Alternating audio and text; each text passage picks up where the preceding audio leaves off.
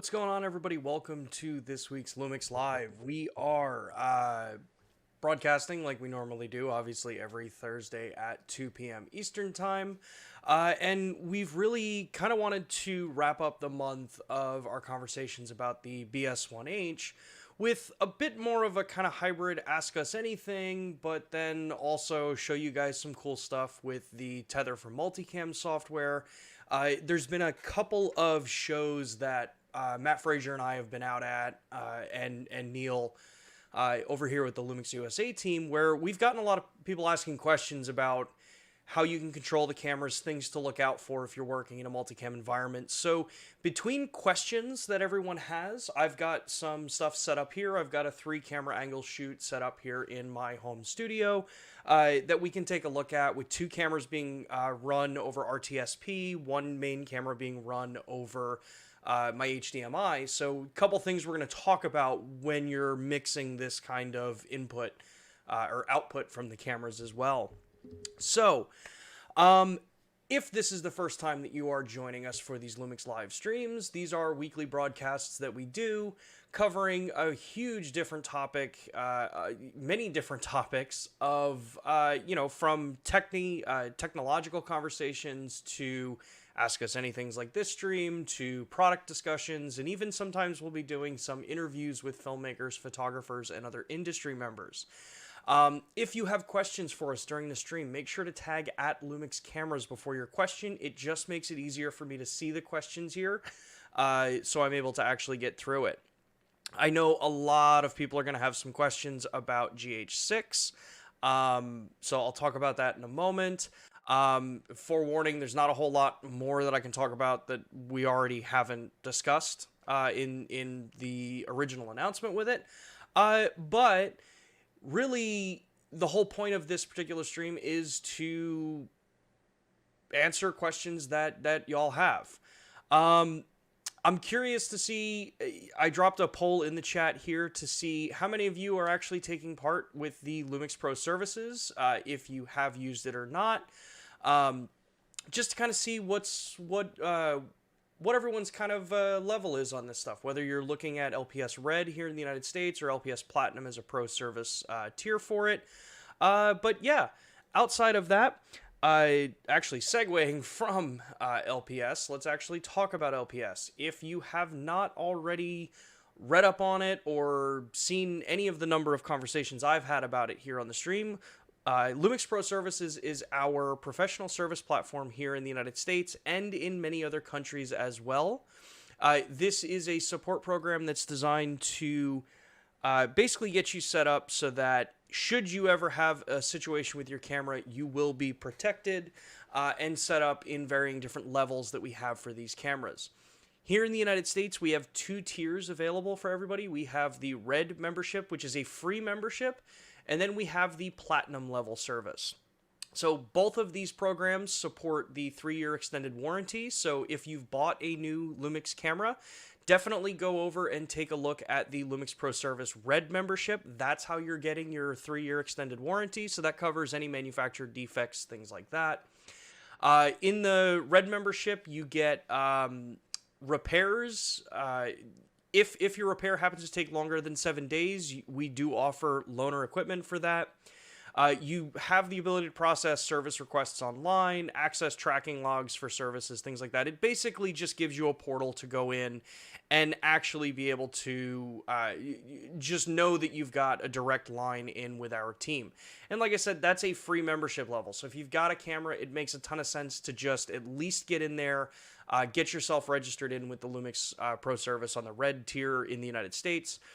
In other regions, they have some slightly different tier levels for it that you can take a look at and get yourself registered there. If you happen to be someone who uses your equipment a lot harder and you want a higher level of service behind your product, that's where we have the Platinum tier. Platinum tier offers that same 3-year extended manufacturer warranty, but you get a lot of kind of added on benefits with this particular tier. So you get 2-day turnaround time on repairs with next day shipping free for both ways. You get 20% off out of warranty repairs. So if you happen to drop a camera or break something, or if you've just had the camera longer than the 3-year manufacturer warranty, warranty that would cover warranted repairs, you get a discount on those repairs. You also get your annual sensor cleanings, EVF cleanings, lens calibrations, firmware updates, all the kind of normal stuff that you would want to do between seasons if you're out there shooting. And probably most useful of all is that you get an exclusive membership hotline here in the United States, which allows you to call in to our service team to troubleshoot issues over the phone. I know a lot of people prefer to be able to have that kind of human interaction with someone who's helping to try to diagnose an issue with you instead of going back and forth over chat or an email. So in the Platinum tier, you do also get that as well. And then last but not least, you do also get that really cool Peak Design strap that comes in there, and it's a pretty solid Peak Design slide strap. So if you're someone who's in the Peak Design ecosystem, you can get one that's badged up with the Lumix Pro Services. Okay, all right, cool. So outside of that, like we said, if you have questions, you want to discuss them during the stream, make sure to tag at Lumix Cameras before your question. This way I can see it, and then we can address them. So first off, I want to address the question that came in from Larry right before the stream started. It says, I shoot video underwater. I don't do any land work. I have a GH5 and it's struggling with low light. Would I gain anything going with a GH5S or a GH5 Mark II? And yeah, so Larry, this is definitely going to be one of those areas where I'm not necessarily the most skilled when it comes to underwater photography or videography, but what I can tell you is 100% if you were to go with a GH5S, yes, you are going to get better low light performance out of the camera. The added benefit being that if you've already got all your underwater housings and your lens, the ports for your lenses, all that kind of stuff, the attachments, it's going to directly just plug right into the kit that you have. So that makes it a much less expensive upgrade path. As far as looking at, say, a GH5 Mark II, if it's for the purpose that you want the higher resolution than the GH5S, you're not really going to get a whole lot better low light performance. You're already in an environment that's starved for lighting, depending on how deep you go. So it's a bit of a balance. Luckily, in a situation like what I understand of underwater photography and videography is that the body stabilization isn't really as big of an important part of the conversation. It's kind of a nice to have if you're going to be using it out of the water. So my recommendation would probably be a GH5S to get that better low light sensitivity. But the GH5 Mark II, if you know that you'd rather have a 4K image downsampled from the full sensor width in the 20 megapixel sensor, it'll give you a little bit crisper video, but you're not going to get a huge bump in low light performance by going to the GH5 Mark II. The other benefit with the GH5S, though, is that that is a dual native ISO circuit. So if you happen to be shooting in log, so that you can do your color grading later, you are going to have the higher high sensitivity node for your ISOs to work with. So it will look cleaner than a GH5 or a GH5 Mark II pushed to the same ISO. So ultimately, take a look at the GH5S. It's probably going to be the better option for you in that case. Though the GH5 Mark II, from what I understand, with a couple of users that are out there working with that camera and GH5s, can still be a really solid option as well if you do want that higher resolution. Cool. So hopefully that helps, Larry. Let's see here. A couple questions. Where's the Gh6? Suggestions for Gh6 or future cameras. You want high quality super slow-mo at 960 frames per second. That's information that we will definitely pass on to our team. Any information about the Gh6 release date? Unfortunately, there's no new information I can share as far as release date or specs. I apologize, everybody. Yeah, just don't have any new information I can share as far as that goes.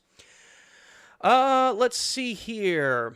I would like to take advantage of Lumix Pro Service, but I'm not allowed to. The G90 in Europe. I believe we've had this conversation before. Yeah, I'm not sure because each different region has a little bit of the different kind of guidelines for what cameras you need to get into the program.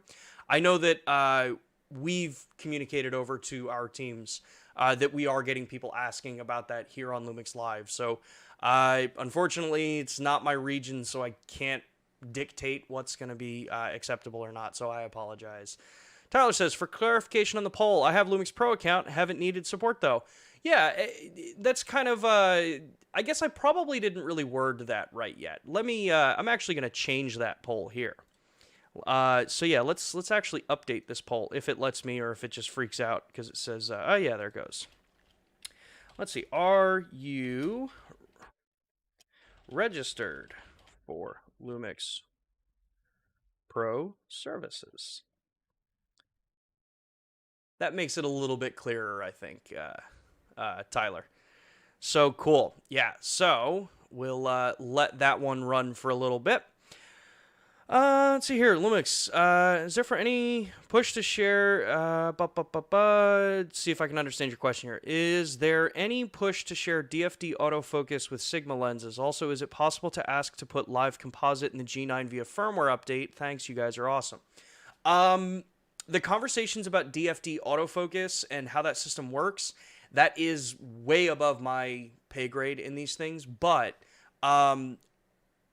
my understanding is that the system, obviously DFD is a profile that is built in with our lenses that works with our cameras. I'd say if you look at a lot of the newer mirrorless designed lenses that have come out, they perform much better than their previous counterparts. I mean, I have my Sigma 24 1.4 sitting on the shelf, which I haven't touched. Honestly, since I've got my 24, which I forget which camera it's on. It's on my S5 over here. Since I've got our 24 1.8 here, so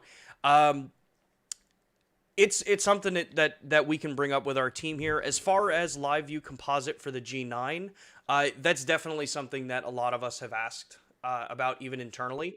It is a stellar feature to have, especially in cameras like the S5, since it's the only full frame camera that does it. But yeah, we can definitely keep pushing that request over.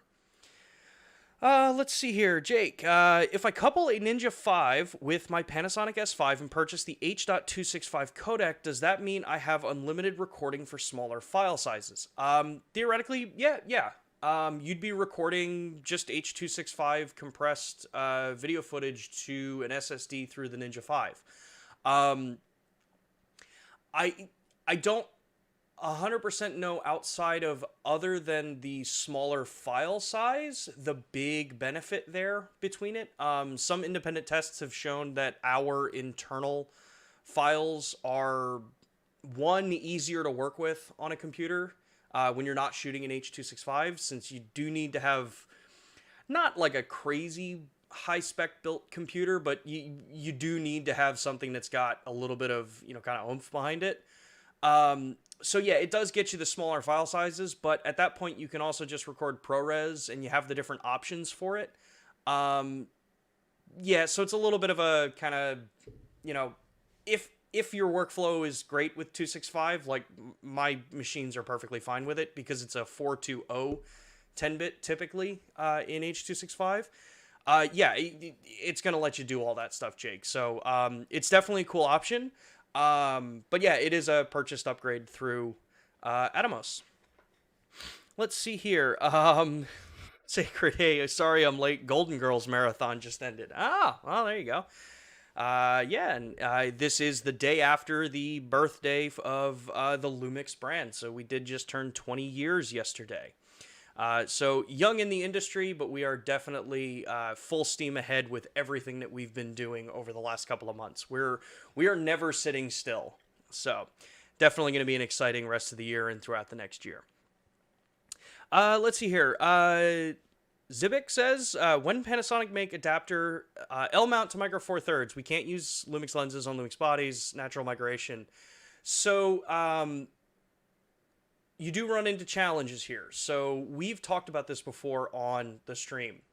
When you're looking at the Micro Four Thirds mount and the L mount, there is a 1/4 of a millimeter difference between in the flange back distances between these two systems. Micro Four Thirds lenses would have to sit inside of the mount on the L mount system, which means you've basically got no room for electronics. Vice versa. Honestly, I don't know. I think you still run into some of those challenges because you only have 1/4 millimeter to work with as far as electronics go, and 1/4 millimeter is ultra tiny. So, yes, having compatibility between Micro Four Thirds and full frame lenses in a system is definitely something that's a benefit. However, by us making the choice to have two separate mounts, it lets us develop lenses for both systems that are ideal for each system. You're not having to make a compromise in the optics because you're trying to fit both lens mounts if they were different flange distances. And then you're not also having to work with, either these bigger adapters that make your mirrorless camera closer to, traditional DSLR because you got to make up that distance. Though for us, luckily, we've never had to deal with DSLRs. Well, I take that back. We have dealt with mirrored cameras in the past, way in the past. But yeah, so unfortunately, just not really much that I know of as far as adapters that you'd be able to use for inter Micro Four Thirds and L mount compatibility. Let's see here. Please give us some updates about S1H firmwares. Unfortunately, I don't have any new updates on any kind of firmware release schedules or anything like that. Yeah, I wish I did. It'd be cool if I was, able to share anything with you, or if I even knew anything about it. But yeah, at this time, I don't really have much that I can talk about. Let's see. Gotta commend Sean for showing up like a trooper today. So this is kind of the funny thing. So our 20th anniversary was yesterday. And for those of you, I'm sure everyone has kind of seen it. We have a landing page up online, just basically talking about the history of the brand. 20 years is a fairly important kind of milestone for a brand to turn over. Like what is, kind of pointing out on the site that I just dropped in the chat, we're the youngest in this category. And truthfully, I would say, and it's one of the reasons why I'm so excited that I get to work with this company and work for this company, is that we've made so many more technological firsts over the 20 years that we've been in this side of the business. And it's only just going to get better. There are, obviously we have the Gh6 coming, and yes, I know everyone wants a ton of information about that. But patience is definitely a virtue. Even internally, we're chomping at the bit to start working with the cameras kind of thing. But think of a lot of the things that we're doing when we release cameras, when we do firmware update plans, when we come out with lenses. There's a lot of attention to detail, not just about the kind of rat race of getting a camera out right away and then compromising on some specs and stuff like that. I truly do think when the Gh6 is announced, I think everyone's going to be really excited about it, and the patience of some people will definitely pay off for when that camera comes out. So that's about all I can say about it. It's going to be a really exciting, future with Lumix USA and Lumix globally. So definitely stay tuned. If you're in the US, or even if you're not in the US, if you do want to, kind of stay connected to us and, keep conversations like this going, make sure to give us a follow over on Instagram at the Lumix USA channel that I just dropped in the chat. I monitor our direct messages over there. So if y'all want to continue conversations, or you have questions that, we don't get to during these kinds of streams, make sure to head over there, drop us a chat, kind of interact with us on that platform as well, since that's where I'm pretty much going to be monitoring when I'm not doing stuff like this. Let's see here. Jake says, is a mist filter a viable solution to supplement the AA low pass filter that some Lumix cameras lack? Yeah, using Pro Mist filters can definitely be a way to do that, since it is optically softening the image. Part of the difference, though, that you're going to see is that a lot of the Pro Mist filters, you actually get, the kind of highlight blooming effect with a lot of them, with how aggressive they are versus how low-pass filters work. Low-pass filters are a very nuanced filter cover glass, basically over the sensor. Pro-Mist filters are definitely more of an aggressive look, and you do have different levels of it. But it definitely can help. So if you're someone who's shooting with an S1, an S5, or if you're even using an S1R for video, a Pro-Mist filter can definitely help cut down some of that sharpness that you get because you don't have the low-pass filter, and reduce some instances of things like moire, if it happens to be something that you're running into. So, yeah, top tip there. Let's see. I recently had the pleasure to test an S5, and it made me wonder, is there any reason why the second base ISO starts so early? Is there a technical reason why it can't start at, example, 6400? Yeah, so a lot of it comes down to when you look at base ISOs or native ISOs, they are a balance. It's the balance between the most dynamic range that you can get out of a sensor and what the noise profile is. So you're not... for a sensor to have a secondary native ISO of, say, 6400, the sensor would have to be designed that 6400 is the next circuit switchover point, and that particular point gives you the measured or the rated dynamic range that the company's looking for, with the noise profile that the company's looking for. So usually in photo, you'll see two different numbers compared to what you'll see in the video side. Like in photography, it's like 100 and 640 ISO. Those are your two native ISOs. What that means is that anything over 640 ISO, you're using the high gain circuit, and then it's just starting the gain ramp from there. Anything underneath that, you're at that 100 and pulling up. So it extends how far out you can use high ISOs before you start getting the overly softened, the overly noise-reduced image that a lot of manufacturers try to do to skirt noise. Companies also take different approaches. We tend to take an approach that retains more edge detail in our noise reduction algorithms, especially in the photography side. So you can take two images, like two raw images from competing brands, look at our, say, 12,800 and someone else's 12,800, put them side by side just right out of the camera, and you'll see that ours will, for the most part, and I can't say 100% because I haven't tested every single camera. For the most part, we typically have much more accurate edge detail, and usually we have better overall kind of color reproduction, so it saves the color at higher ISOs. Where a lot of other manufacturers tend to be a cleaner looking image, but you lose a lot of fine details.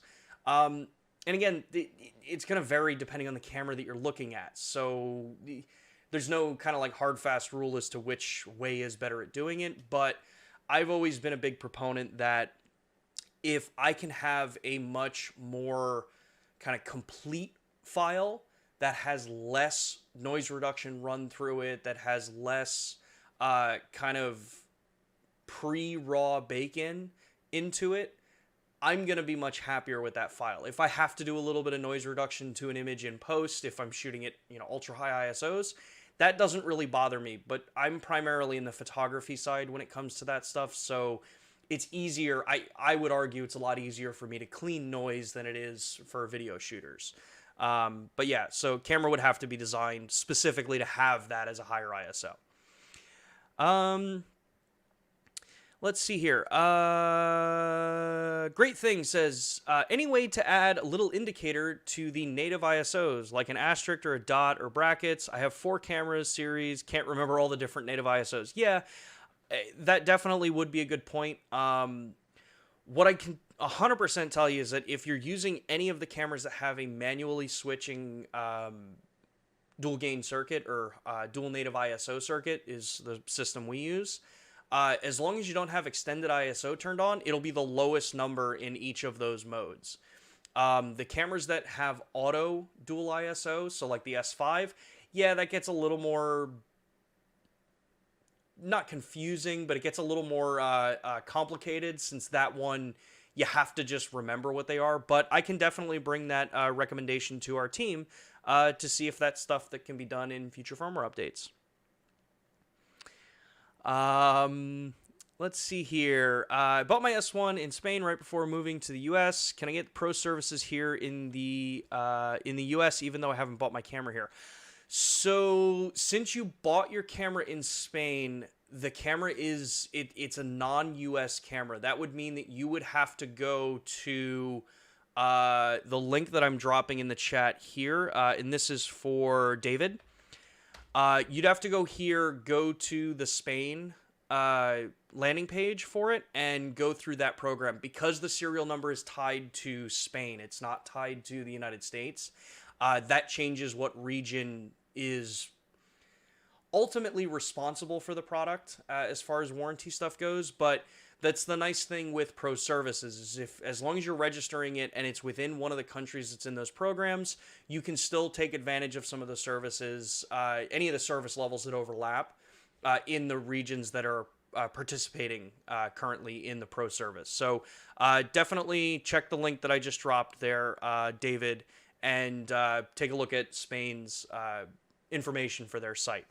Each site has different requirements for getting into the program, so you just want to take a look at that one. Let's see here. I answered that one. Just got an S5. Is it normal for the camera to get hot to the touch just shooting raw photos? It shouldn't get like hot, like to where it's burning you. There are tests and like kind of regulations that monitor the external temperatures of electronic devices, at least here in the United States. One of the things that I would say is if you just got the camera, and if you are playing around in menus a lot, if you're constantly changing settings, if you're jumping back and forth between stuff, cameras do tend to get hotter when you're working with them that way. And that's the same for pretty much any camera. Usually when you first get a camera is usually when you experience the lowest battery life, as well as usually the warmest operating temperatures. And 90% of that just comes down to, like, usually it's because you're playing with it a ton. You're going through menus, you're changing things, you're testing things, stuff like that. I'd give it a little bit of time. Honestly, shoot with it. Try to shoot with it as normal as possible. If it still keeps getting warm, then maybe check in with one of the service teams that's local for your region, and have it checked out. Because something like that, if the camera's just getting ultra hot, then that could be something that you'd want to get into a service team for some sort of warranty service checkout. So let's see here. Great Thing says, what are the differences between Cine V and Cine V2? Same for Cine D and Cine D2. It's a mysterious change. Yeah, so the difference between Cine V, the original ones, and the version 2s of them are really just the profile and the look for how it's designed. If you're someone who's come from the cinema side and worked with cameras like the Vericam or the Eva, you've probably been more used to the Cine D2 and V2 styles that come out. So the different tonalities, the different tone curves that are used, things like that. Think of it this way, that Cine V and Cine D, the original ones, are the Lumix variants of the cinema profiles that we use in the higher end cinema cameras. The version 2s are the kind of grown-up versions of them, as we've pushed more with the cameras, as we've learned more with the color profiles, as we've come out with new iterations. D2 and V2 are the kind of evolution of those colors. It's definitely an improvement over the original ones. But yeah, if you're trying to mix the two of them, you will notice a little bit of differences between the two different profiles. Even if you're looking at, a GH5 versus a GH5 Mark II, or, the S series cameras, there will be a little bit of a difference there. Let's see here. I wonder if and how Lumix will find some unique solutions and features to compete in the market. We always do. and we always have some really cool stuff that come out with the cameras. So definitely hang tight, follow us, keep interacting with us. I honestly think people are going to be really excited when the Gh6 comes out. So yeah.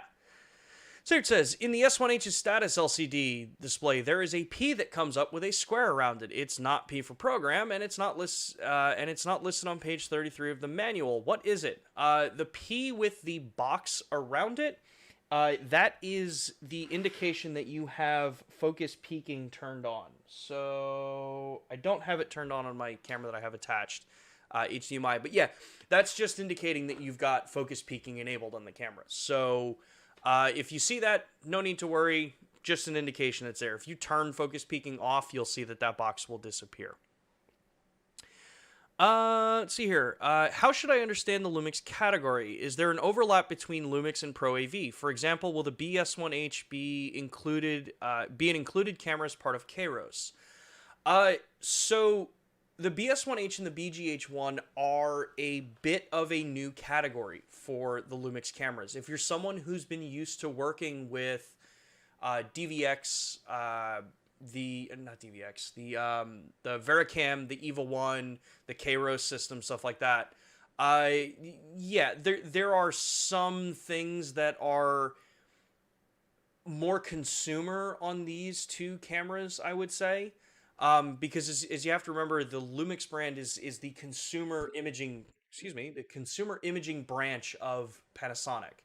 The Pro AV group does a lot of the cinema cameras, does our PTZ cameras, stuff like that.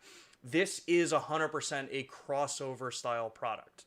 So not everything that you have for things like Kairos integration are going to be on these cameras, but I can't make promises and I can't speak on behalf of the different groups, other than we've definitely gotten a lot of these questions, especially the last couple shows that I know that I've been at physically to go, interact with people. And it's definitely been brought up. So we take that information, we bring it back to our engineering team in Japan, and bring it up to them that we're getting those kinds of requests on these cameras. It is a pretty solid platform to start with, and if the original success of the BGH1 and then now with the BS1H, I keep pointing off screen, you guys can't see that I've got one off camera here, with the success that we've been experiencing with these cameras, this is a really solid, cool platform to see grow. So really excited for what it means in the future, and hopefully that means some overlap, or a little bit more overlap with some of the Pro AV products that we have. Okay, yeah, sorry for the beginning of the question. Yeah, that's definitely not a problem, Philip. Any way to add down convert to 1080p to the S1 HDMI port via firmware? Some monitors don't down convert 4K to full HD properly. BGH1 and GH5S have that feature. It has been asked. I know that the proper way that this stuff is supposed to be working from the monitor side is the proper flagging should be being sent to the camera to down convert. Monitors that don't do that, I mean, that's kind of a challenge. So we can ask. I can make no guarantees that down convert would be added in. I know that cameras like the BGH1 and the GH5S have it. But I also know that some of that stuff did just change when we moved to the newer revised processor, the newer sensors, the newer overall system in the camera. So, yeah, not the greatest in some of the other cameras, but it is something that I will bring up with our team here. Let's see here. I used Panasonic service 6 years ago, and it was amazing. They fixed my camera in 48 hours, sent it from Poland to the service center in Ireland. There you go. And they had it sent back in 2 days. Yeah, service centers that we have that are our service centers. So if you're here in the United States, that's Florida. That's the only service center we have here in the United States. That is our authorized warranty repair center. That's where you go if you've got issues with our cameras, because that's sending it direct to us. Service time has definitely gotten very quick. And yeah, it's changed a ton over the last, even 5 to 6 years. So really cool stuff, especially if you're looking at things like Lumix Pro Services. Since that red tier is free, like everybody should be getting on it. Even if you don't think you're going to need service, it's worth getting over there, getting into the Pro Service program. If for nothing else, you know that you've got that 3-year warranty registered with it. So that you know that the camera's protected warranty-wise outside of that 1-year manufacturer that typically comes with electronics. So let's hear. Jake says, does Panasonic plan to expand their L-mount compatibility to future cinema cameras, non-mirrorless? Just saying, S Pro lenses look better than most affordable PL lenses. We've asked, and we've gotten this question a lot. Seeing something like an L-mount, Vericam or an L-mount Eva would definitely be cool. Unfortunately, I have no comment. Even if I did know anything, I wouldn't be able to say anything, obviously.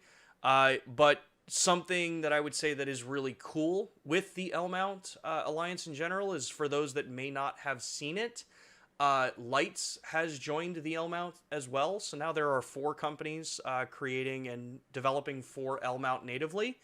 And Lights, if anybody has been following, is a very prestigious cinema lens company. So it is a awesome thing to have Lights joining the L-mount, and they have some pretty solid cinema lenses that look like they're coming out. I think it's the Elise series, or LC series, which would be, I think they're full frame L-mount, or full frame cinema lenses. I don't know if they're L-mount or not, or I believe they're starting as PL.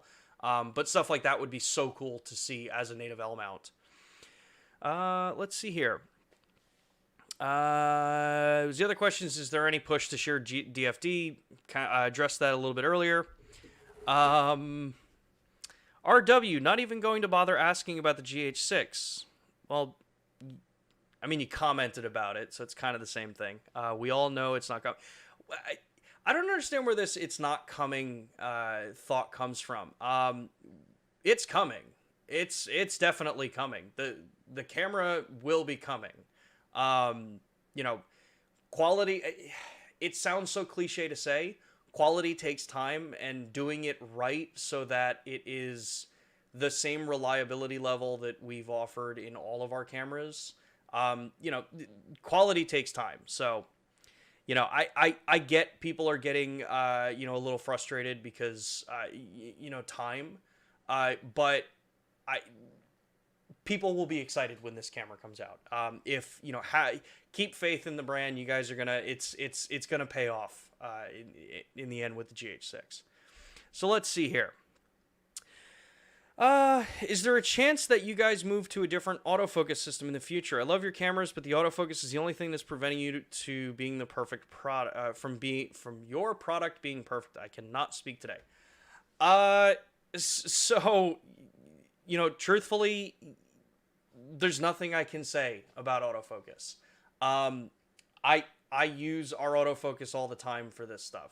Now, I am not representative of the entire market. We have a number of people that do use the autofocus in our system, and it works for them. Again, I'm not trying to minimize concerns with autofocus. However, there's just not really anything that I can say, when it comes to autofocus. We use DFD. We use our algorithms that have been improving every single generation. And those that have been testing and working with the GH5 Mark II, that have been working with the BGH1, those that have been lucky enough to work with the BS1H before we have it released, every single iteration has improvements. So that's about as much as I can say with the AF systems here. Let's see, RW. How can we wait? You guys changed the industry with GH5, but now it's hard to wait for you guys. Is there any hope? Again, RW. There's a difference between releasing cameras that are crippled or compromised in some way, and cameras that come out that when you turn it on and you start working with it, it's just going to do what it's advertised to. Our cameras, I would like to think that we've had a solid track record of when we release cameras. Like, I mean, you even said it yourself. When the GH5 came out, it changed a lot of the things for the industry.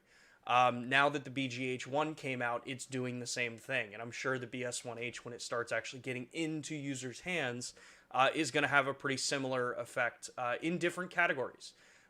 Though these are cameras that not necessarily everyone that joins us here normally would probably be looking at using on a day-to-day basis. There's a lot that the cameras offer that other people don't. I mean, remember some of the biggest things with the Lumix brand in general. If you're truly into filmmaking and you need tools that support your filmmaking, ability to load LUTs, to have waveforms, vector scope, luminance spot metering, the focus peaking systems that we have. Now, that is a point that I would say some people have better experiences than others. Eyesight and screen resolutions all have impact on those things. Unlimited recording times with no issues of overheating. Incredibly solidly spec'd out internal resolutions, frame rates, and codecs that are used in the cameras. And the fact that our cameras, and I know I'm going to get flamed in the chat for this, and the fact that we're the only company still that has a mirrorless interchangeable lens camera spec'd with the Netflix Post Technology Alliance that has certification for them. These are all things that, we may not necessarily look at, at a spec sheet and be like, oh, that's the biggest flashy number that you can get. But we have a very strong, kind of tried and tested track record of when we have cameras come out, the quality is there with it. So I would say to anyone who's got some concerns about faith in the brand, I would push to say that I don't think we've let you down yet when it comes to the actual products that come out. Marketing, timelines, things like that, those are all different. We are also still in an entire world that is still being, hammered with a pandemic and shipping issues and all that kind of stuff. Not saying that any of those things have impacts on us, but because I truly don't know. But yeah, it's a very different world right now than we were in a couple of years ago. So hang in there. There's going to be some cool stuff with these cameras. Let's see here. Sacred, the best things in life are worth waiting for. Yeah, it's so cheesy and corny, but yes, it's true. Whoa, chat just jumped here. Any news on updates for FZ cameras? Unfortunately, I don't have any updates on FZ cameras.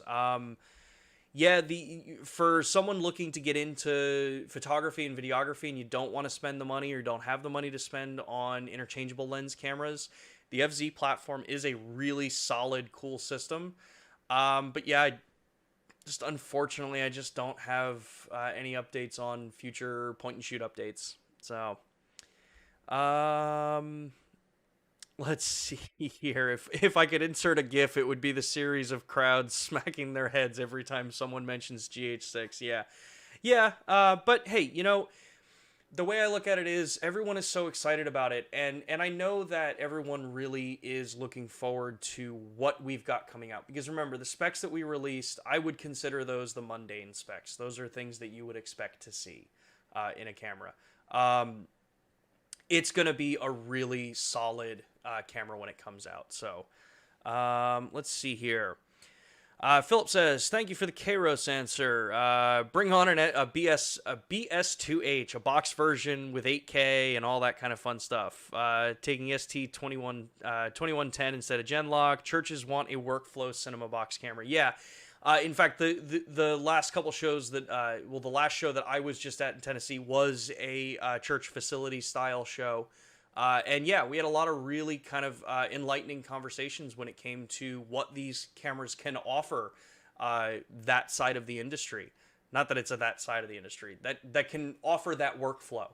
But yeah, we will always 100% be passing this information on. It's cool to see the kind of need and excitement that people have had when we release a camera that's literally a box. I mean, a box is not a new design. No one owns, the kind of box camera design, but, this is a product that has the Panasonic name behind it. It's got the reputation of reliability and all that kind of stuff. So give us a little bit of time. And yeah, these cameras I think have a really solid future for, even higher end productions that want to start, expanding and maybe not necessarily spending 10 grand on a PTZ camera. I mean, if anybody watched last week's conversation that was recorded with Matt and I, it was a very specific conversation, but the integration that's been set up with Data Video and the PTR 10 Mark II, really makes this a solid camera for that kind of environment. It's missing a couple little pieces from what I've been told with some users in different workflows, but it's a growing system. So let's see here. Basil says, I shoot events and weddings and have had no autofocus problems. I learned how to use the system and it works great. Well, that's awesome to hear. Yeah. I always kind of take for granted that I work with these cameras on a day-to-day basis. It's my job to train people on these cameras, so I know the ins and outs of these things. So usually I can flip through and, have the stuff work perfectly fine. I mean, I was just at the F1 race here in Austin with my S5 70-200 and the 1.4 teleconverter, and yeah, the focusing system for photography, I mean, at that point, because I was there to shoot photos, it nailed every single thing that I threw in front of it. So it definitely can do it. It's there.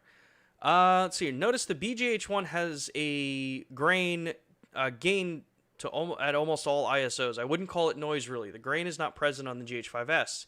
Is the extra stop of dynamic range causing that grain or noise in the BGH1? So when you look at how sensors are profiled for things like Vlog or Vlog L, depending on the dynamic range capabilities that the sensors offer, you also will see differences to things like noise reduction algorithms, the intelligent way that it's handled for those things.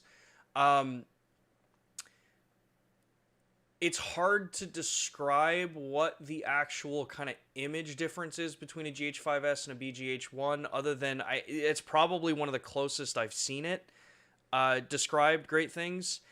The BGH1 has more what I would call like heft to the image. It can be a cleaner image because you're not doing as aggressive of a, say, like a noise reduction profile, or it's a more refined version of it.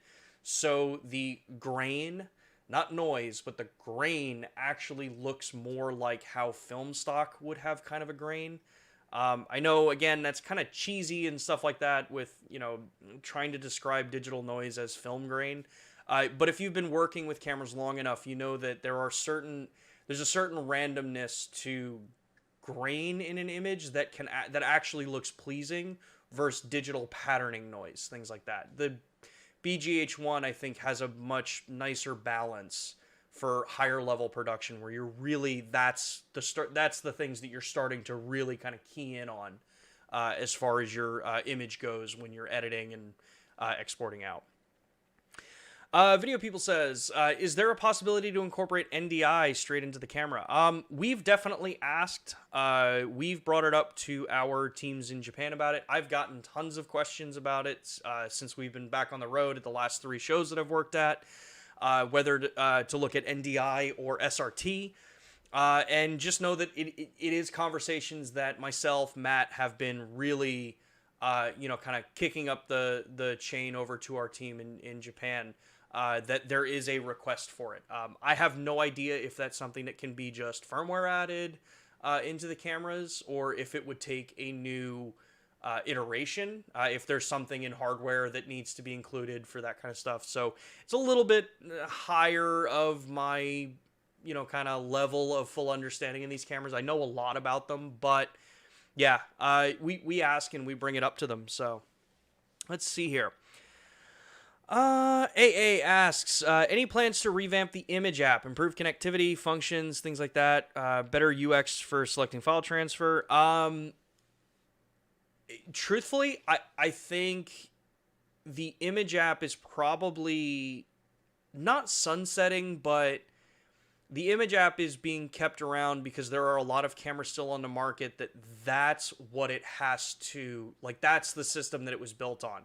The Sync app is the app moving forward for all the Lumix cameras that come out.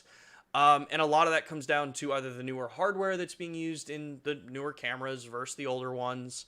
and the newer functionalities, like the newer way that our Bluetooth system works versus the old one, the way our geotagging works versus the older system. So I don't know if the image app will be getting, kind of stylistic updates or connectivity updates, but the sync app definitely does.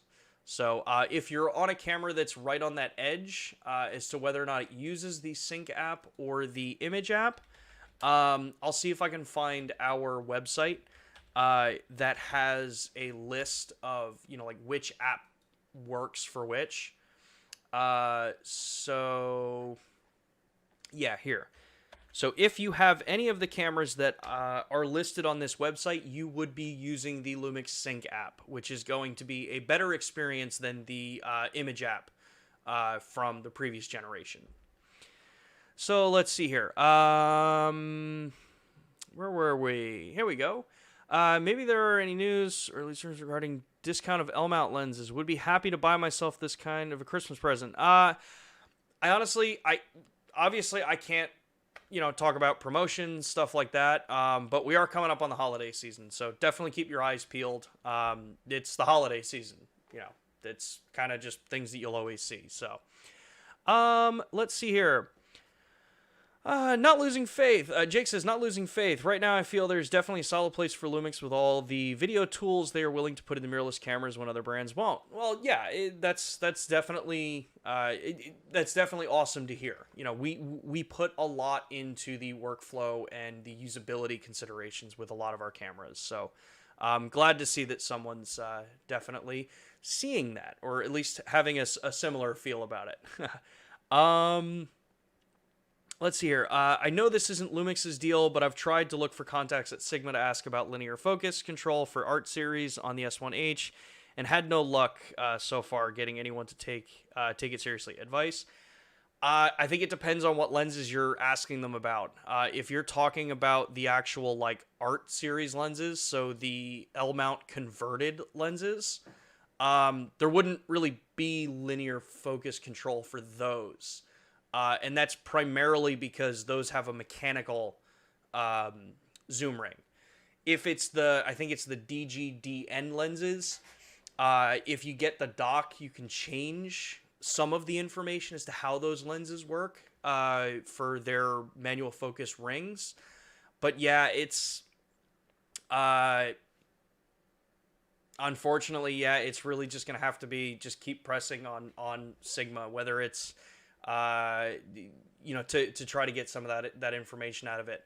I know I've asked my counterparts that I've worked shows with and that I've kind of had conversations with. I know that it's been asked before, but truthfully, I don't know what's ever come of it. So let's see here. I really wanted the Gh6 to be released yesterday, but honestly, only so that I can start badgering Sean about S Series Gen 2s.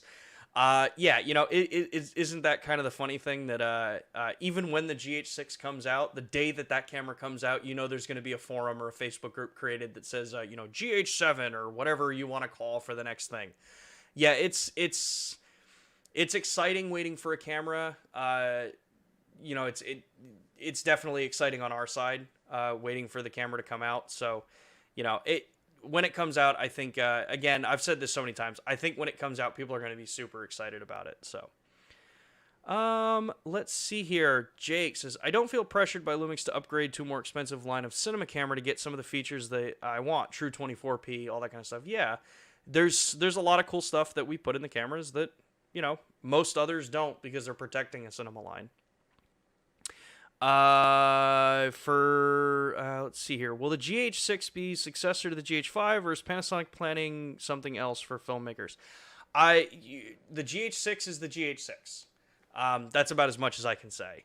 Gh5 Mark II is a step up. It's a modernization of the original Gh5 that just kind of brings it in line with the more modern functionalities that we have.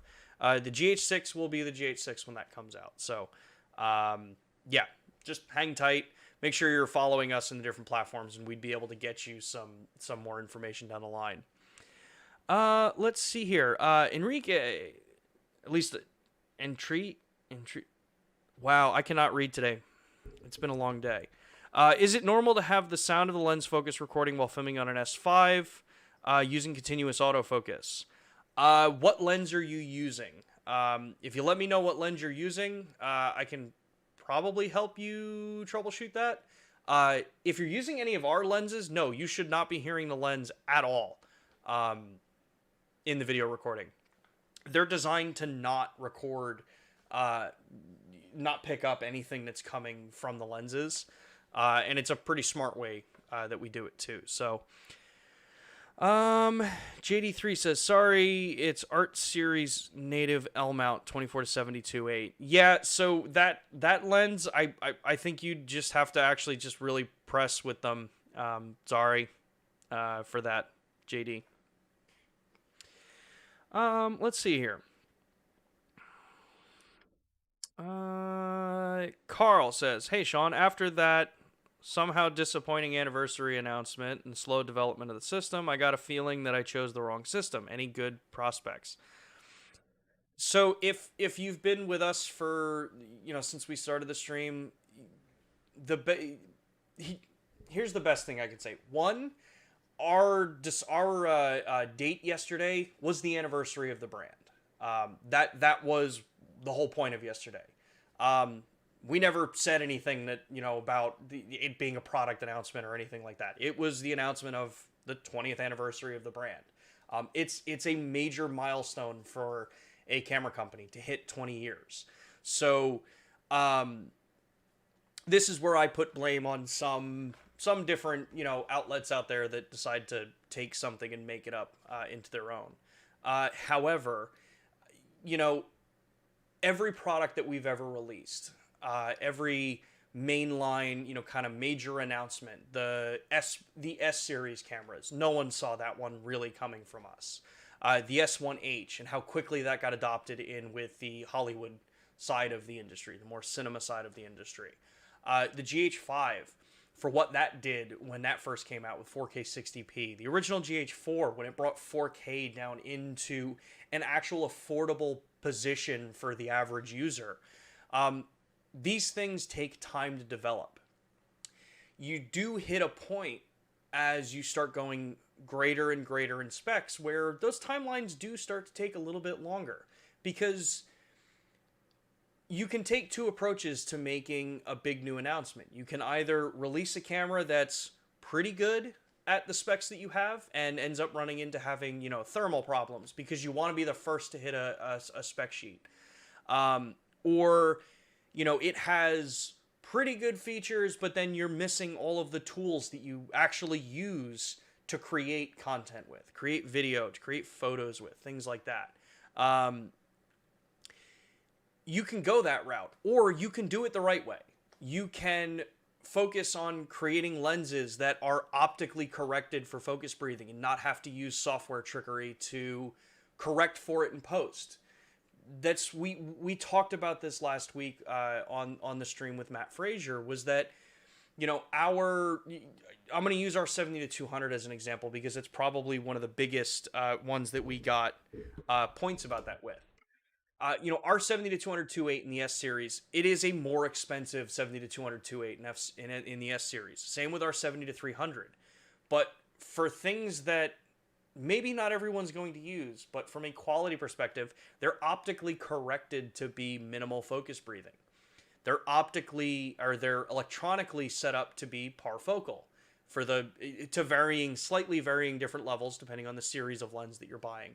These are things that you don't typically find in a lot of cameras, and now that it's become more known that these are things that we're doing, we're seeing software trickery get used. Or not trickery, that's a poor way to put it.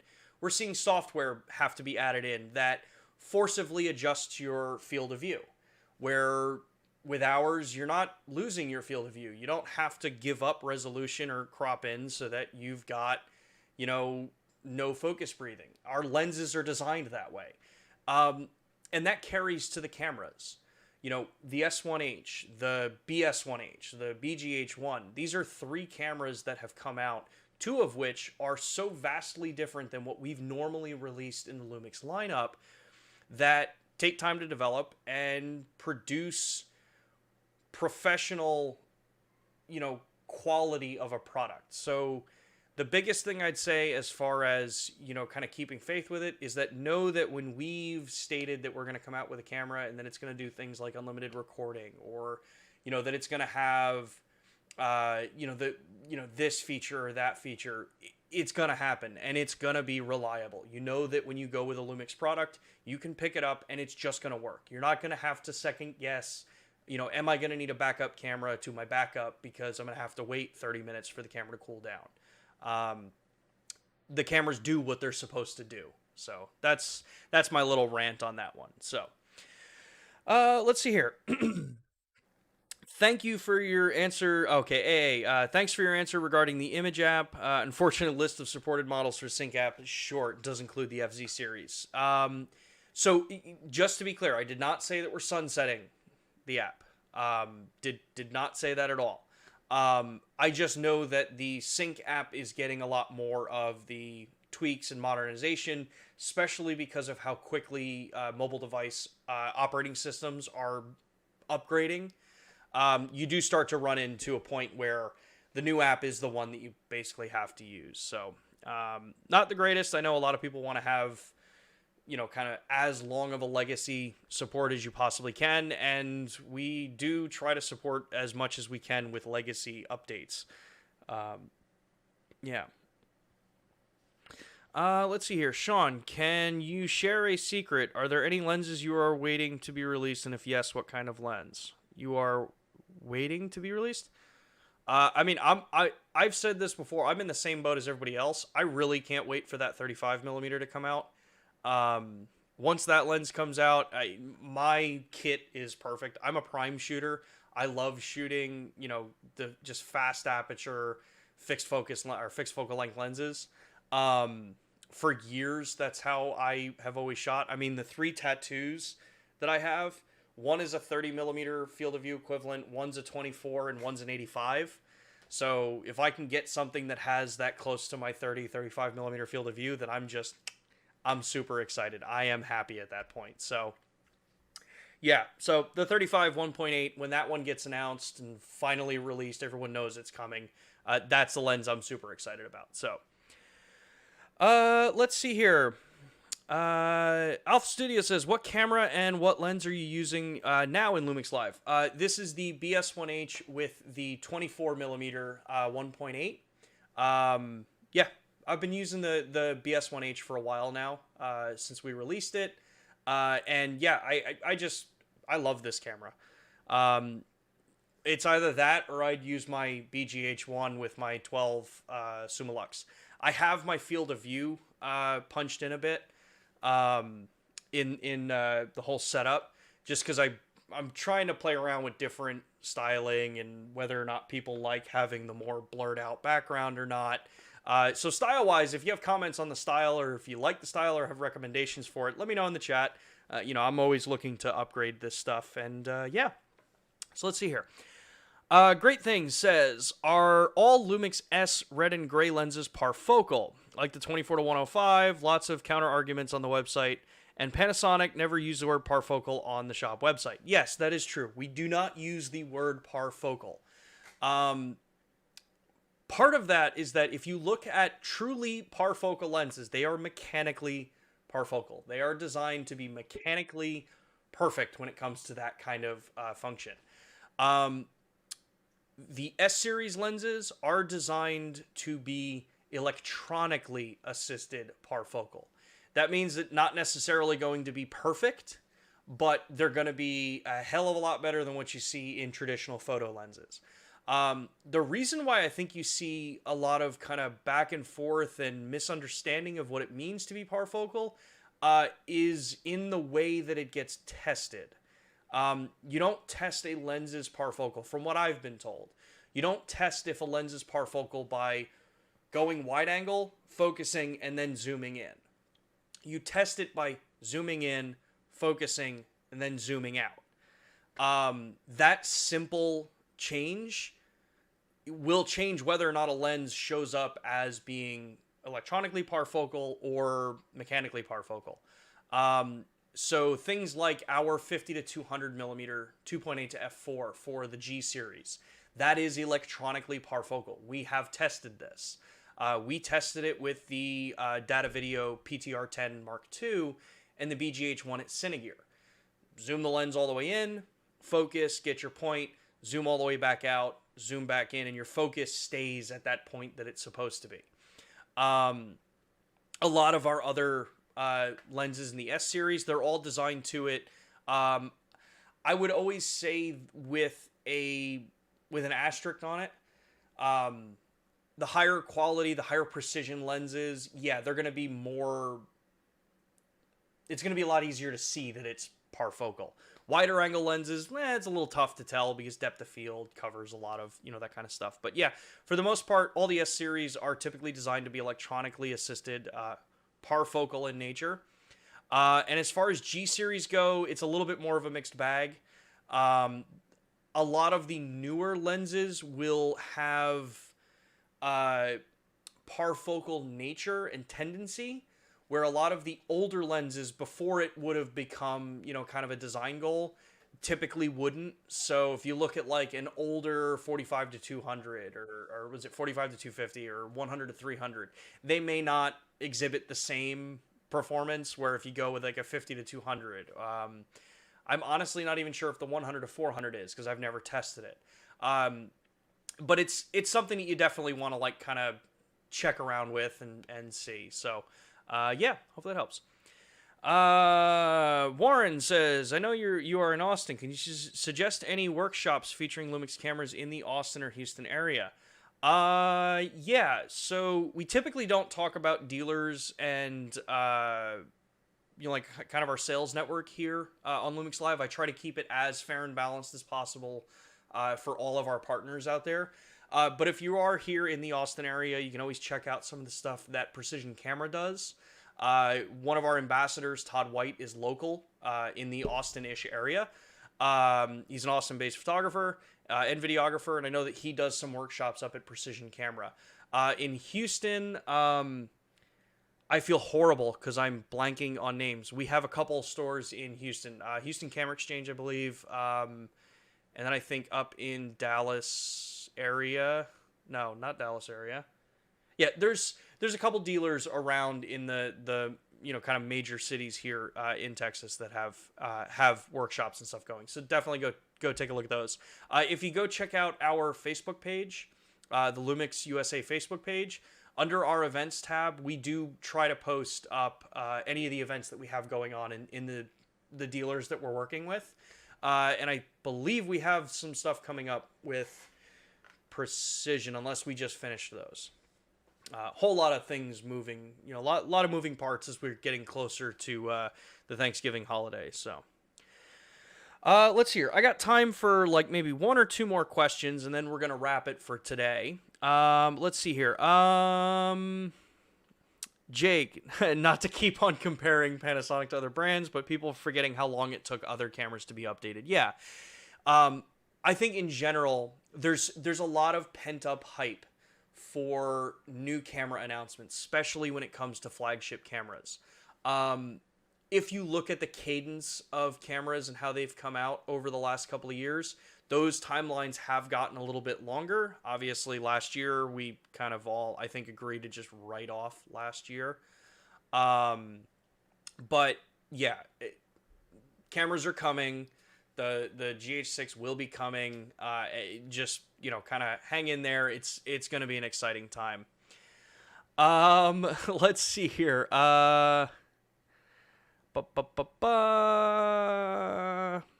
Any possibility of a new autofocus update on the S5 in the near future? Unfortunately, I don't have information on firmware updates, Ruckus, but we always pipe info in, and I know that autofocus is something that every company is always working on. It is not something that any company sits still on. So, yeah. Let's see. Alpha, thanks a lot, Sean, for the answer. Nice bokeh from this 24. Yeah, and just as a reminder, I've got my frame punched in a little bit because, well, for two reasons. One, I've got stuff on the side of my desk just chargers and stuff from when I came back from travel that I haven't put away yet. And I've got a bunch of stuff on top of my shelf, so I wanted to have a little bit of a cleaner look. So this is punched in a little bit than the normal 24 millimeter field of view. Let's see here. It's near ridiculous how you're able to answer all these random questions, even everyone's specific equipment lenses. Thanks for everything. So, yeah, so, these are the reasons why I love having these particular streams. You know, the interview streams are a ton of fun. I love being able to talk to different filmmakers. But these kinds of streams where you guys get to drive the questions, we can meander a bit on, different topics. That was the whole goal of starting Lumix Live, was wanting to give all of you the opportunity to actually have direct communication with us and learn something and be able to communicate with each other in the chat. Because let's face it, if you're willing to spend an hour with us, with me sitting here rambling, talking, answering questions, y'all really are into imaging and this side of the industry. So why not use it as an opportunity to actually do something productive with our time? And then obviously these things are archived on YouTube, so you'll always be able to watch them back later if you can't ever watch the whole thing. But yeah, ultimately, if these are streams that y'all really like and have been enjoying, make sure to let others know. We do our job of kind of sending out emails and ads and all that kind of stuff and social posts. But if you guys know people that think would get some benefit from these, let them know about it. We do these every Thursday at 2 p.m. Eastern time, and they're always archived on the Lumix Cameras YouTube channel, so you can always watch them back later in the playlist. Let's see here. Is there a G9 Mark II planned or a GX9 successor? Unfortunately, there's no comments I can make on future product. What is the future of Micro Four Thirds cameras? It's good. It's a good future for Micro Four Thirds. I mean, the BGH1 we just released, well, didn't really just release. That was almost a year ago. I've written most of last year off. Yeah, so we've got the BGH1, the Gh6 will be coming. Gh5 Mark II just came out. The G100 came out. Micro Four Thirds is here to stay for a very long time. It's definitely going to be solid. All right, cool. So with that, thank you everybody for tuning in and just, participating and, getting your questions in and, kind of having fun in the chat. It's definitely awesome to see this kind of community being built. As a reminder, before I end this out, I want to remind everybody about the Lumix Pro Services program. We have Lumix Pro in the United States with 2 different tiers. We have the red and the platinum tier available for those in the US, as I said that 3 times in a row. Red tier is free, gets you in with our 3-year extended warranty. If you own a Lumix camera and you've bought one within the last year, definitely go get yourself registered on Lumix Pro Red if you're here in the United States. It is literally free. So there shouldn't be a reason to not register for it. If you're someone who really likes to have that added extra support on your product, take a look at our Platinum membership. That offers you a really cool welcome kit, metal kind of, info card that's got the hotline that's available to you for support with the Lumix company or with Lumix service team here. You get 2-day repairs with free next day shipping both ways, 20% off out of warranty repairs, annual sensor cleanings, lens calibrations, firmware updates, all that goodness. Plus, you get a Peak Design, strap as a welcome gift there. So I dropped the link in the chat for the United States side of Lumix Pro. If you are joining us from outside of the United States, you would take a look at the link that I just dropped in the chat there. This is the global portal for Lumix Pro, so you can take a look at any of the regions that are available currently, which we have a number of regions available. Australia should be coming online. I'm honestly not sure when Australia is coming online or if they are online yet, and the site just hasn't been updated yet. But you're able to take a look at here, find your country, get yourself registered in with it, and each of these countries have some of their own requirements for the cameras to get into it, so definitely go take a look. last thing here, if you don't already, make sure to go head over to the Instagram page for Lumix USA and give us a follow over there. Just like people who subscribe and like and share these videos, if you go over to Instagram, give us a follow and interact with us over there, it helps me out tremendously in being able to continue to keep doing all of these things for everyone here. So with that, my incredibly long-winded outro, thank you so much. We will be back next Thursday at 2 p.m. Eastern Time, and I look forward to continuing the conversation with everybody. Whoever wants to jump over on Instagram and get into our DMs there. Outside of that, I hope everyone has a really good weekend, and yeah, see you next Thursday. Take care, everybody.